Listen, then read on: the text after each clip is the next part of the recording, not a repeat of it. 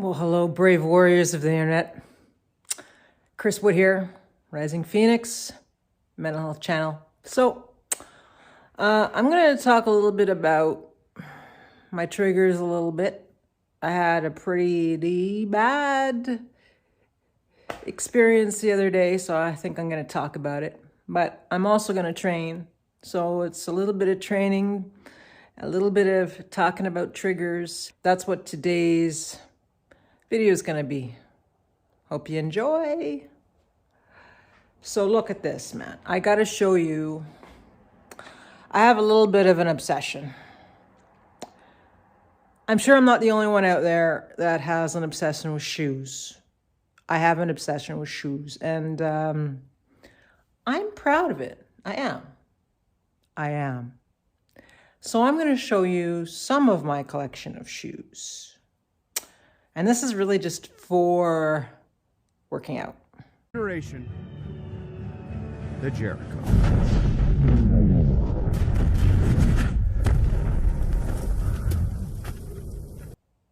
I was able to pick up a really cool shelving unit that's secondhand in Zakia shelving unit. And I use it for my shoes. Now, it's not just my shoes. I should just make sure that you are aware that it's not just my shoes.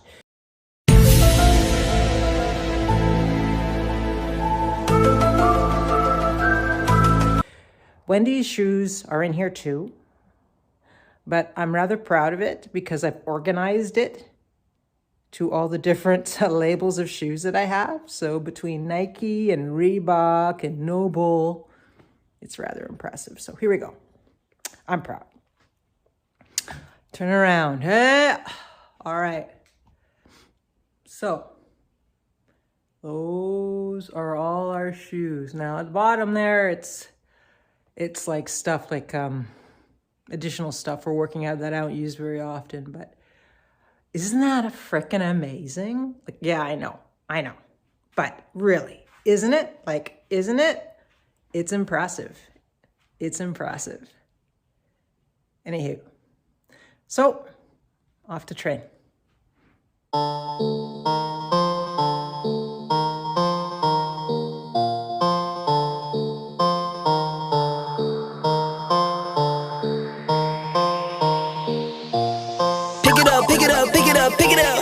You see the drippy, I'm fitted up. Hop in my car and the giddy up. Secure the bag, yeah, I get the drippy, I'm fitted up. Hop in my car and the giddy up. Secure the bag, yeah, I get the bus. Pick it up. Ooh, I've been on the flex since flex zone. Neighborhood all in your eardrums. I ain't never scared like Bone Crush. Boy, I got God, don't fear none. My line busy, take no calls.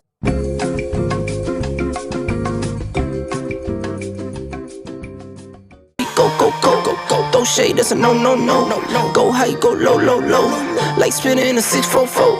Cash money like 504. Ball like AD24. No sleep, need more. Pick it up. You see the drippy, I'm fitted up.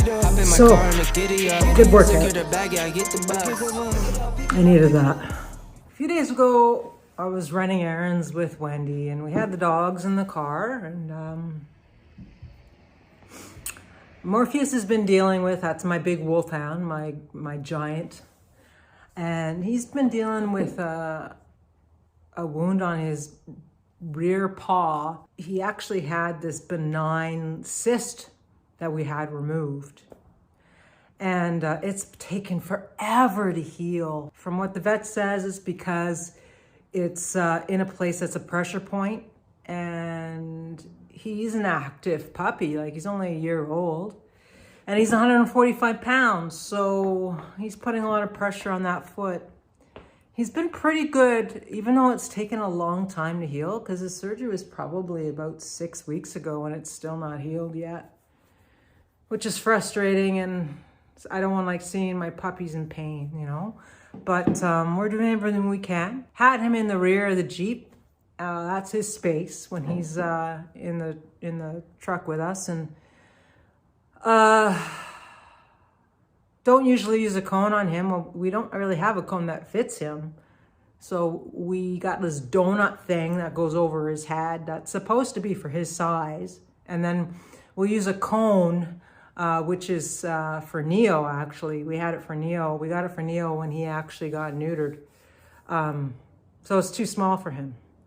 Needless to say, because he was in the Jeep, we didn't bother having any kind of deterrent on him. And when we got home, and we were probably gone, like, I don't know, about an hour or so. But he's never done this before, so this was a first. And got home and opened up the back of the Jeep, and Morpheus was full of blood. He had blood all over his beard, and he had blood all over his paws, and there was blood all over the back of the truck. And oh my God, he totally ripped open the bandage. Totally ripped it open. Blood everywhere.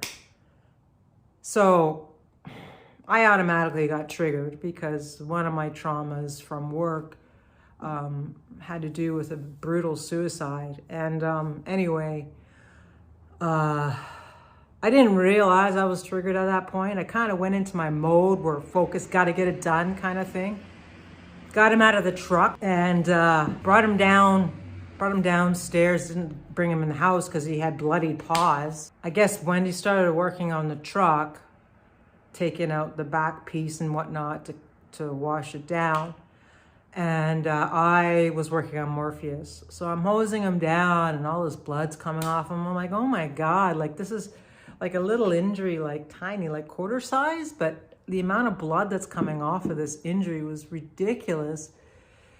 Anyway, I got him all hosed down. I washed his face, his beard, his paws, everything. Brought him inside. And Wendy was still working on the truck. I didn't realize what she was doing because I was triggered and I didn't really realize I was in a trigger at that time. And so when we got inside and I'm trying to dry him off, well, what happens? Morpheus's paw starts to bleed, like holy shit bleed, you know? And blood started pulling out all over the frickin' carpet. And I'm like, oh my God. So now I'm screaming for Wendy to help me. You know, she wasn't around. And it was one of those moments where you feel like you're waiting for some help and it's taking forever for somebody to get there to help you, you know? She probably wasn't gone long, but it really felt like it at the moment. And so I started like, I felt like I was actually going into like I don't know if it was tunnel vision, but I was not there. I was literally outside my body, if that makes sense. Kind of going through the motions, but not really knowing what I'm doing. So I just sat there and put pressure on his back paw and elevated it a little bit. And he was actually pretty good. He knew that he shouldn't have done any of that shit. And I just waited for her to come back. When she came back, I just automatically started snapping at her like she did the worst thing ever in life. I mean, I was just going at her like a total bitch. And I still didn't really realize it until I noticed it on Wendy's face, how that made her feel. And I went, oh shit, I'm in a trigger right now. And I was feeling that the flashback came back, and I was like, I was actually at the location. I was in the house. I was there. Those feelings were all there from when it happened. Wendy helped me out. I got him all set up and bandaged up with her help. And I went upstairs and apologized because I felt like a bag of shit. Once I realized that, I knew that I still have PTSD. I still have depression. I still have anxiety. Even though it's been about just over 2 years now, even though I have been able to I've learned how to manage my triggers to a certain degree by some of the tools that I've picked up along the way through treatment and through counseling. I still have it. It hasn't gone anywhere. And it scared the shit out of me because now I'm like, oh, I just made somebody that I really care about feel awful. And that's not something that you ever want to do. And maybe I'm not getting any better. Maybe I'm at a place where this is about as good as it's going to get, and deal with it, suck it up. You're not going to get any better. I walked into the bedroom, and I laid down on the bed, and I had a massive anxiety attack. And I think the reason for that was, it's always about not getting better. It's always about, oh my God, I'm gonna go backwards, and I'm gonna end up being where I was 2 years ago, where I was incredibly suicidal. I was not managing at all. I was pretty broken, and it really scares me to go back to that place. So when things like this happen, and they don't happen as consistently as they used to, so I think that seems to be a bit worse, because it's like when they do happen, it's random and it's unexpected, and it's like it's something that you can't really avoid it. It's in your face. That scared me. So I probably was in the room, I don't know, 15, 20 minutes. I was still there. I felt like I was in the house. I was at the scene. I was in that feeling even after I had the anxiety attack. So I took a Seroquel just to calm me down. And you know what, guys? I was in that trigger for a couple days. A couple of days. Blows me away. This is part of recovery, and this is my journey, and I just have to just continue to be kind to myself. Well, work on being kind to myself, not being so hard on myself, and try to be as consistent as I can with things that actually relieve the stress, which one is training. Training is a big one. So at any rate, here I am at the new house. The gym was set up pretty close to being the first thing that was set up. It was priority. Back to training again after probably about 5 weeks, and it feels good. Yeah. Anyhow, I hope you enjoyed this video. Please let me know if you have any similar experiences. I'd love to hear other stories. It also tells me that I'm not alone, and other people, other warriors are going through the same sort of thing I am.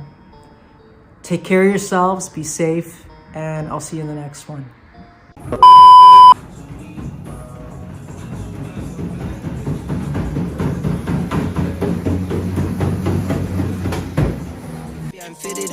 Hop in my car and giddy up.